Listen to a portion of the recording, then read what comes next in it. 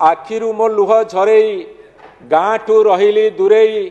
दादन Thai पतर लेखुची तोपाकु कुल गुरेई कौन पतर लेखिबी सते कि तो मुह देखिबी ठाकुरे करिवे घर को फेरी तो हाथ रंधा पुणी चाखिबी भला मु दादन आसिली दुख दरियारे भासिली मना करुथुलु तो कथा न मानी धिक मु रेल रे बसिली एठी मु ताड़ुछि माटी की भात रुचुनी मो पाटी की देह मोर कला काठ पड़िलाणी दिन राति खटी खटी की पेटरू कमुछि आहार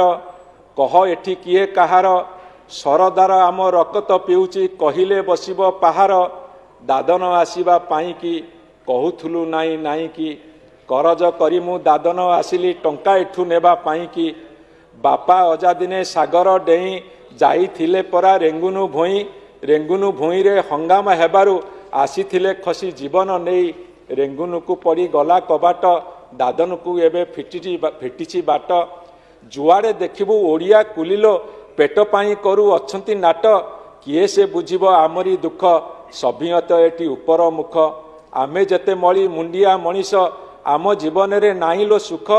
एठी सरदार कलाणी बंका सेठी साहुकार मागिब टंका केउ कूलर मु हेबिलो गुरेई भाभी भाभी मने बढ़ई शंका पाइले चिठी तू गुरेई कांदी मुनि लुह झरेई सुना कान फूल जोड़िक तोहर कानुरु देबुलो दूरेई कान फूल तोर बिकिबू टंका देबू चिठी लेखिबू टंका पाइलो मु घर को फेरिबी स्वामी मुह तेबे देखिबू डाकरे नदेले तू टंका करिबुनु केबे मनरे शंका पोछि देबू तोर मथार सिंदूर काढ़ी देबू तोर हाथर शंखा करिबुनु बेसी रोदन देखिबू जेबे मो मला बदन